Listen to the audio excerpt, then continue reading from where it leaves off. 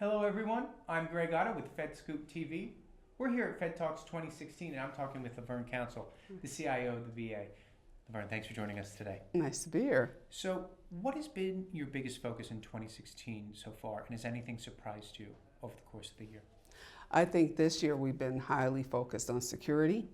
It's a requirement as we move to two-factor authentication and ensuring that everyone who had access to the system actually went through a 2FA process. That was something that actually was mandated from 2004. And I'm happy to say at this point we're about 81% compliant, moving to a 90% compliance. And so that was a big part of the year.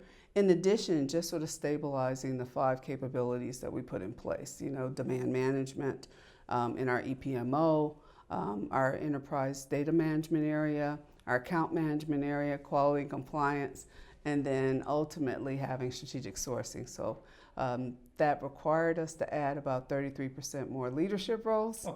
And right now, every leader is probably at a rate of about 77% is doing something different than they were doing the year before. So you talked about cybersecurity a little bit with two-factor authentication. What are your priorities moving forward? Going forward, we're focusing very much on agile development. Moving forward with some development centers, bringing development back into the organization using our buy first strategy, and then integrating aggressively. Through the implementation of our veteran-focused intake process, we've been able to reduce our overhead by about 88%. And in doing so, we will deliver faster, higher quality, and we're holding ourselves to a 90-day warranty period to ensure that the quality is where we want it to be. Our objective and the team's objective is to really make sure that we ask ourselves a question every time, and it is, what will this do for our veterans? Interesting. So we're in the midst of a presidential transition that's going to be coming up. How do you see that affecting your mission and affecting the priorities of the VA moving forward?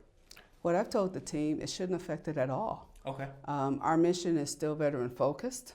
Our objective is to ensure that when the veteran asks for services from the VA, we're there, and that IT is there when the call comes. So when the switch is turned, IT works. We provide the mobile services they need. We provide the health platforms they need. We put in better processes for claims processing. And ultimately, when they go that last step, through the NCA, we're actually helping them to modernize as well.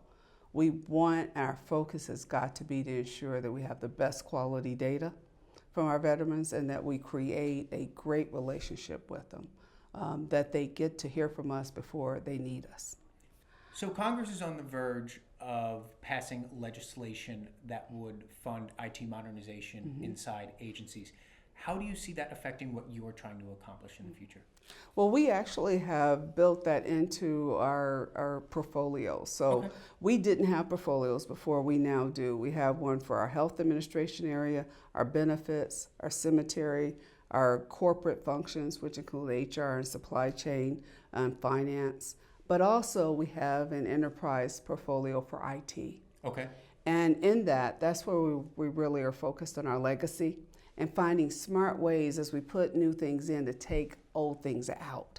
I think the Modernization Fund is a great way to allow people to have a fund to leverage. But for me, I believe that's part of the life cycle, and it's just what you should do. It's good housekeeping in IT. And I think I would like the team not to wait on something like a Modernization Fund to get it right, but to figure out how we do that as part of our day-to-day work. Great. LaVerne, thanks for joining us. Appreciate your insight. It's been my pleasure.